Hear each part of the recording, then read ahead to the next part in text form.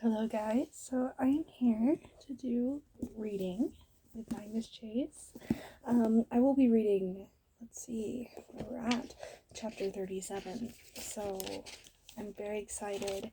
Uh, it's called I Am Trash Talked by a Squirrel. And that just takes me to the Percy Jackson musical. And I love it. So let's just get started. I always liked climbing trees, and that's in capital letters, so he must really, really like climbing trees. My mom had been pretty understanding about that. You'd only get nervous.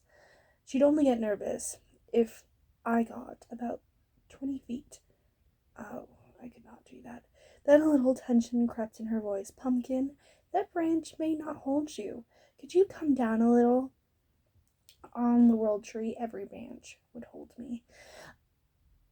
The biggest ones were wider than Interstate 93. The smallest were as large as an average redwood. As for Yggdrasil's trunk, it was so immune, it just didn't compute. Each crevice in its surface seemed to lead to a different world, as if everyone had wrapped tree bark around a column of television monitors glowing with a million different movies. I really like the imagery of that. That's cool. The wind roared, ripping at my new denim jacket. Beyond the tree's canopy, I saw nothing but a hazy white glow. Below was no ground, just more branches crisscrossing the void. The tree had to be rooted somewhere, but I felt woozy and unbalanced, as if Yggdrasil and everything it contained, including my world, was free floating in a primordial mist. I swear he makes words up. The Ginyu Gag app.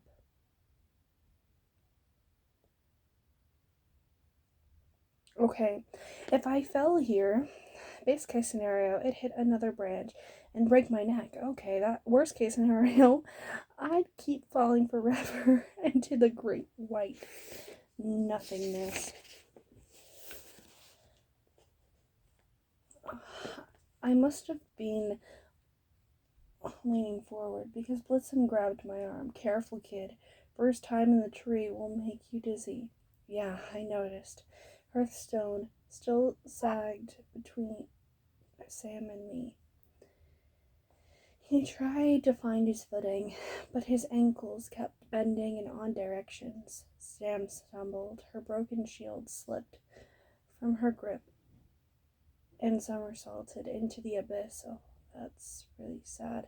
She crouched, a look of barely controlled panic in her eyes. I like Yggdrasil a lot better when I could fly. What about Ganilla and the others? I asked. Will they be able to follow us? Not easily, Sam said. They can open another portal, but it won't necessarily lead them to the same branch of the tree. Still, we should keep moving. Being on Yggdrasil is not good for your sanity. Hearthstone managed to stand on his own. He signed, I'm okay, let's go. Though his hands were shaky and looked more like you're a rabbit tunnel. We moved farther along the branch. The sword of summer hummed in my hand, tugging me along, like it knew where we were going. I hoped it did. Anyway, hostile winds buffeted us from side to side. Branches swayed. That would be so scary. Throwing deep pools of shadow and brilliant patches and light across our path. A leaf of size of a canoe fluttered by. Stay focused, Blitzen told me. That feeling you had when you opened that portal, look for it again. Find it. Find us an exit. After walking about a quarter of a mile, we found a smaller branch crossing directly under ours. My sword hummed louder, tugging to the right. I looked at my friends. I think we need to take this exit. Changing branches might sound easy, but it involved sliding down 10 feet from one curved surface to another, with the wind howling and the branches swaying apart. Amazingly, we managed without anyone getting crushed or falling into the oblivion. Navigation, the narrow branch, was worse. It bobbed more violently under our feet. At one point, I got flattened by a leaf like a Groot tarp dropping on top of me out of nowhere. At another point, I looked down and realized I was standing over a crack in the bark, half a mile down inside the branch. Could see the snow-capped mountain range as if I were standing in a glass-bottom airplane. We picked our way through the maze of lichen patches that looked like hills or burned marshmallows. I made the mistake of touching one. My hand sunk up to my wrist and I almost couldn't pull it free. Finally, the lichen dispersed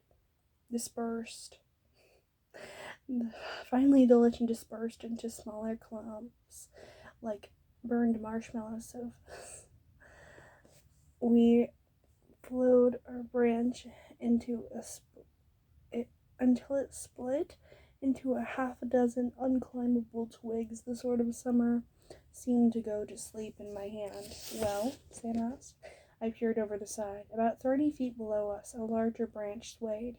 In the middle of that branch, a hot tub-sized knot hole glowed with soft, warm light. That's it, I said.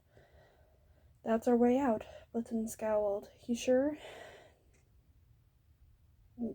Niflier isn't warm and glowy. I'm just telling you, the sword seems to think that's our destination.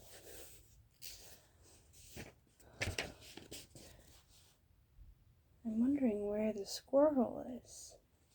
Where's the squirrel? I don't know. Sam whistled silently. Why to jump? If we miss the hole, Earthstone spelled out S-P-L-A-T, splat. A gust of wind hit us and Hurt stumbled. Before I could catch him, he fell backward into the clump of lichen.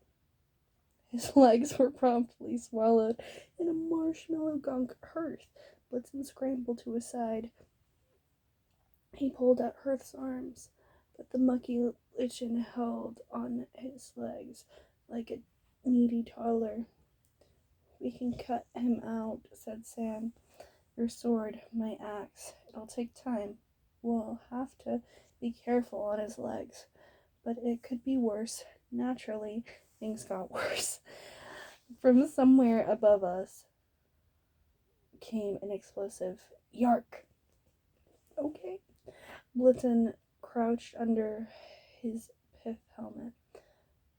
Radaskosk. Oh, here's the squirrel. Okay. The damnable squirrel always appears at the worst times. Hurry with those blades. Sam cut the lichen with her axe, but her blade stuck. This is like cutting through melting tires. It's not going to be quick. Go, Hearth signed. Leave me. Not an option, I said. Yark! It's like there's a bunch of A's and R's, and that's great.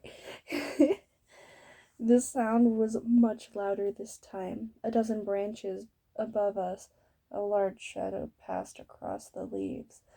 I hefted my sword. We'll fight the squirrel. We can do that, right? Sam looked at me like I was mad. Raskok is invulnerable. There is no fighting him. Our options are running, hiding, or dying. We can't run, I said. I've already died twice this week. So we hide. Sam unwrapped her hijab. At least Hearth and I do. And I can cover 2 people. 1 more. You and Blitz run find the dwarves. We'll meet up with you later. What? I wondered if Utigard Loki was messing with her brain somehow. Sam, you can't hide under a green piece of silk. The squirrel can't be that stupid. She shook out the fabric. It grew to the size of a twin sheet. The colors ripping until the hijab was exactly the same brown and yellow and white of the lichen patch. She's right. Earth signed go. Sam crouched next to him and pulled the hijab over them both, and they vanished, blending perfectly against the lichen. Magnus. Blitz tugged at my arm. It's now or never. He pointed at the branch below.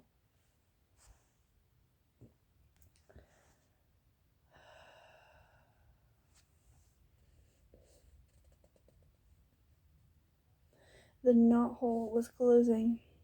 At that moment, Restlock broke through the foliage above.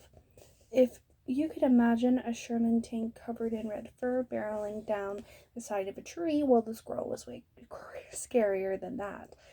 His front teeth were twin wedges and white enameled hair.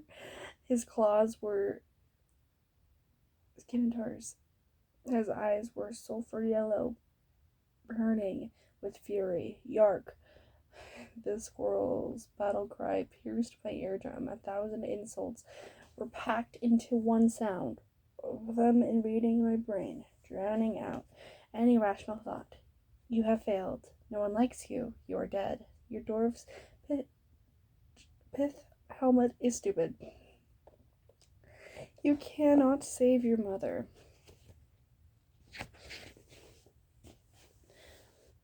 I fell to my knees. A sob built in my chest. I finally would have died then and there if Blitz hadn't hauled me up with all his dwarven strength and slapped me across the face. I couldn't hear him, but I read his lips well enough. Now, kid, gripping my hand in rough, calloused fingers, he jumped off the branch, dragging me with him into the wind.